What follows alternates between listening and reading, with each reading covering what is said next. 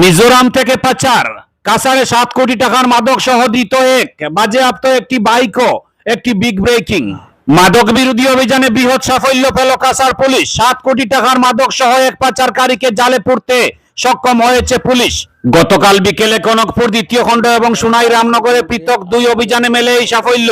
ধৃত পাচারকারীর নাম আখতার হোসেন বড়ভুইয়া, বয়স 20, বাড়ি নতুন রামনগর প্রথম খণ্ডে। তার কাছ থেকে 44টি সাবান কেসে মোট 572 গ্রাম হেরোইন এবং 10,000 ইয়াবা ট্যাবলেট বাজেয়াপ্ত করেছে পুলিশ।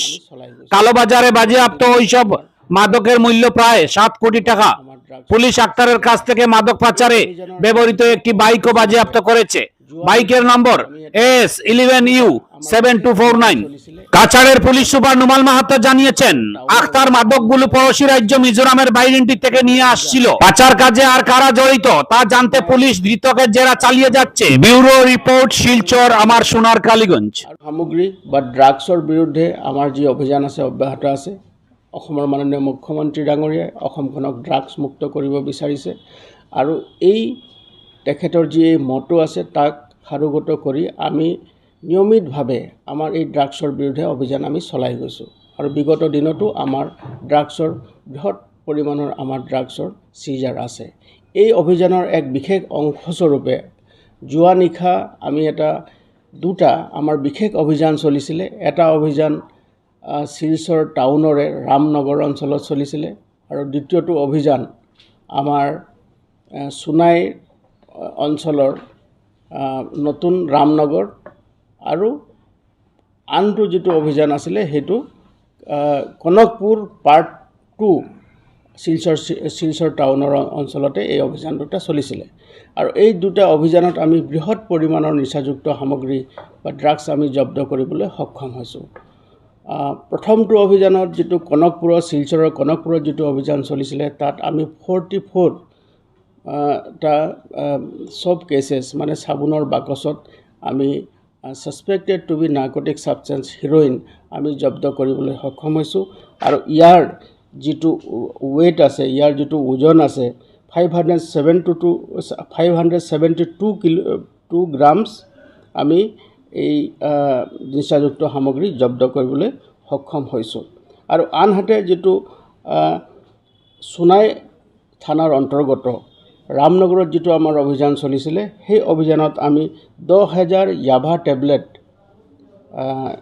নিচাযুক্ত সামগ্ৰী জব্দ কৰিবলৈ আমি সক্ষম হৈছোঁ। আৰু গোটেই অভিযান কালত আমি এজন ব্যক্তিক আমি এৰেষ্ট কৰিছোঁ। তেওঁ হ'ল আখতাৰ হোসেন বৰভুইয়া, ছান অফ মহম্মদ তাজুদ্দিন বৰভুইয়া, নতুন ৰামনগৰ পাৰ্ট 1 সোনাই। সেই ব্যক্তিজনক আমি এৰেষ্ট কৰিছোঁ আৰু তাৰ লগতে এই নিচাযুক্ত সামগ্ৰীখিনি কঢ়িওৱাৰ কাৰণে এখন বাইক ব্যৱহাৰ হৈছিলে। সেই বাইকৰ নাম্বাৰ হৈছে AS11U7249। এই বাইকখন আমি জব্দ কৰিবলৈ সক্ষম হৈছোঁ। আৰু তাৰ লগতে এই যি অভিযান আমাৰ চলিলে, অভিযান কালত বিভিন্ন অঞ্চলত তেওঁলোকৰ ফৰৱাৰ্ড লিংকেজেছ আৰু বেকৱাৰ্ড লিংকেজেছ লৈ বৰ্তমানলৈকে আমাৰ অভিযান অব্যাহত আছে। আৰু এই যিখিনি নিচাযুক্ত সামগ্ৰী আমি জব্দ কৰিলোঁ তাৰ ব্লেক মাৰ্কেটত বা চোৰাং বজাৰত তাৰ আনুমানিক মূল্য প্ৰায় 7 কোটি টকা।